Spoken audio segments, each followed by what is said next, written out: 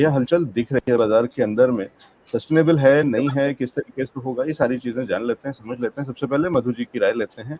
Outlook क्या है मधु ma'am, ये जो निफ्टी की तेजी है आज जो हम देख रहे हैं, और ये सस्टेनेबल है या फिर अभी केवल ये बहुत ही टेम्परेरी है, रेंज के अंदर में ही है, सिर्फ ऊपरी लेवल से हम रेंज के आ रहे हैं और फिर यहाँ से टकरा करके वापस जाने की भी गुंजाइश है? जी, जैसे कि चार्ट्स बता रहे हैं निफ्टी के, कल भी ऐसा ही हुआ था।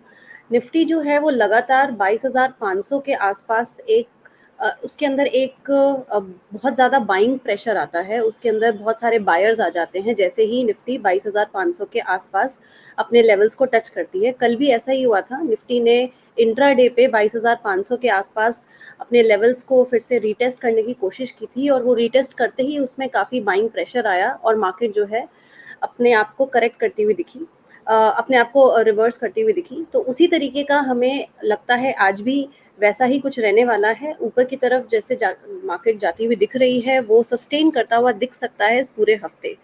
कल की मैं बात बोलूं तो हो सकता है अगले हफ्ते जो भी रीसेंट हाईज हैं निफ्टी के, वो बनते हुए दिख सकते हैं इलेक्शन रिजल्ट से पहले पहले।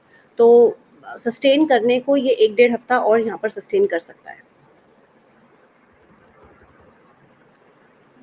जी, तो 1-1.5 हफ्ता सस्टेन कर सकता है।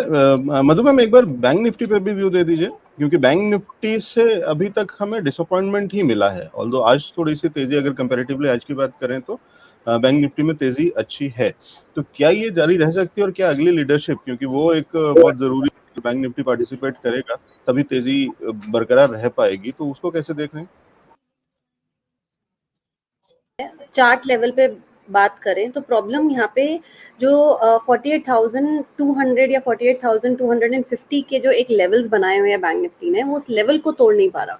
जैसे कि निफ्टी एक सपोर्ट लेकर के चल रहा है, बैंक निफ्टी एक रेजिस्टेंस लेकर के चल रहा है। और बात करें अगर उसकी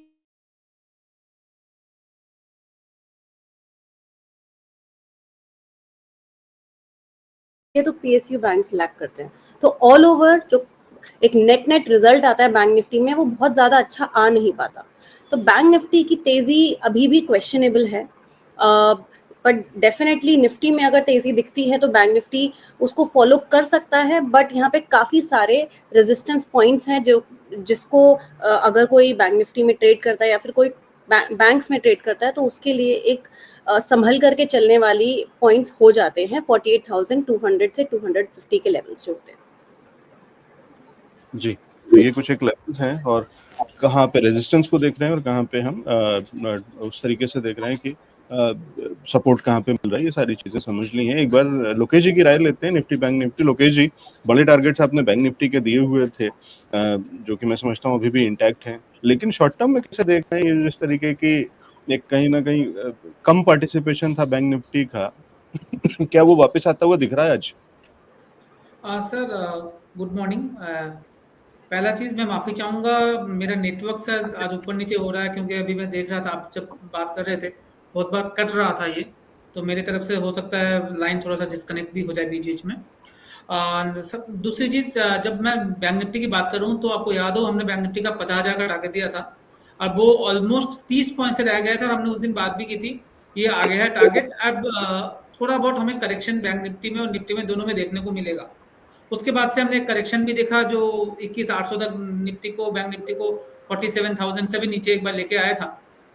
अब क्या लग रहा है, अब नेक्स्ट 7 दिन, मतलब आज को अगर हटा दे तो नेक्स्ट 6 ट्रेडिंग सेशन बाकी है इलेक्शन के आउटकम या एग्जिट पोल के, एक्चुअली एग्जिट पोल का आउटकम के लिए। तो इस बीच में मेरे हिसाब से निफ्टी जो है रेंज बाउंड है 22,400 और 22,800 के बीच में।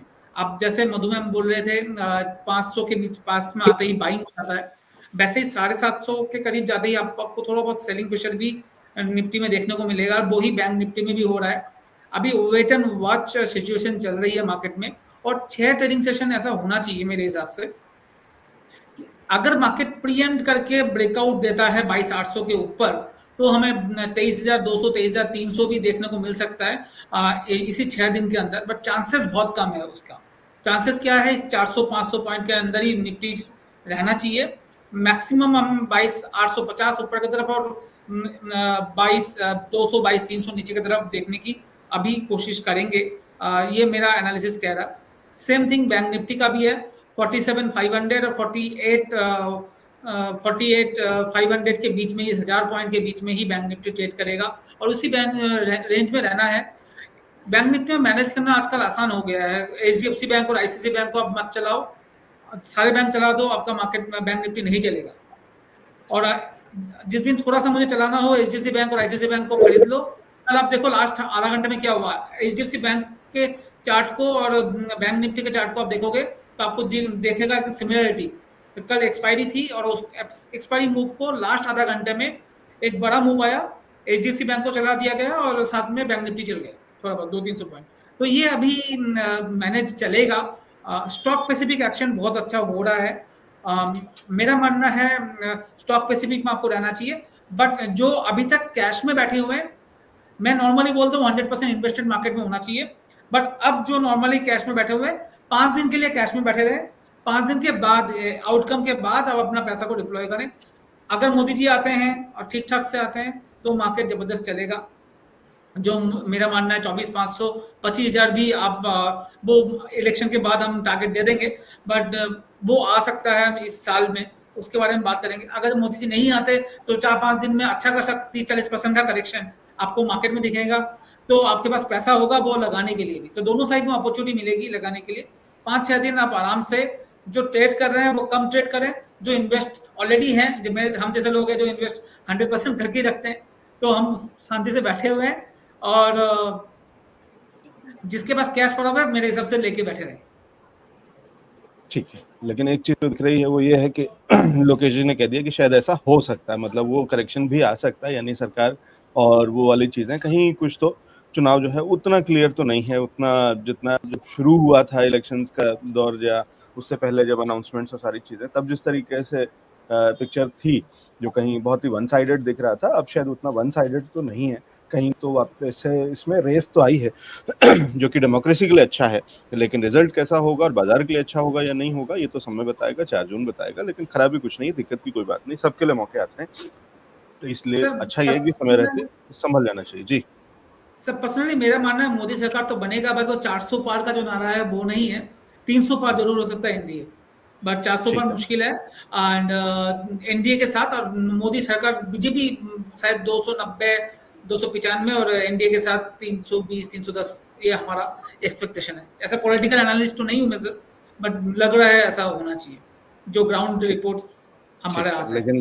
लेकिन ये वही लोकेश जी हैं जिन्होंने जब शुरुआत में कहा था तो 400 को मान के चल रहे थे कि हाँ ठीक है। 400 मैंने कभी नहीं बोला सर, 4 में 350 जरूर सोचता था कि इंडिया 350 होना चाहिए, मुझे 30 सीट और कम लग रही है। लेकिन ये जो एलिमेंट ऑफ डाउट है ना, ये नहीं था सर शुरुआत में, जो कि अब है, और ये सभी के लिए है, तो इसमें कोई वो वाली बात नहीं है, क्योंकि चीजें बदली हैं, कहीं तो चीजें कुछ तो हुई है, कुछ तो ऐसा वाला कि फाइट दिख रही है, और उसमें कोई बुराई भी नहीं है, अच्छी चीज है, और उसके संकेत बहुत जगह से हैं। उसमें हम एफबीआईज का और एफआईआईज का जिस तरीके से बिकवाली है एफआईआईज की, वो बहुत कहीं ना कहीं अलार्मिंग है, तो वो है, या बाजार से जिस तरीके। ये है Neelkamal sleep mattress with India's first bounce foam technology. इसकी यूनिक सिलिंड्रिकल डिजाइन दे आपको जीरो मोशन ट्रांसफर, मतलब आपके बॉडी मूवमेंट्स अब्सॉर्ब करे और दे आपके पार्टनर को अनडिस्टर्ब्ड स्लीप। इसकी अनोखी डिजाइन दे सुपीरियर एयर सर्कुलेशन जो रखे आपको कूल, और ऑप्टिमल बॉडी सपोर्ट जो दे आपको अल्टीमेट बाउंस और कंफर्ट। है ना काफी thoughtful? Nilkamal sleep, thoughtfully designed for you.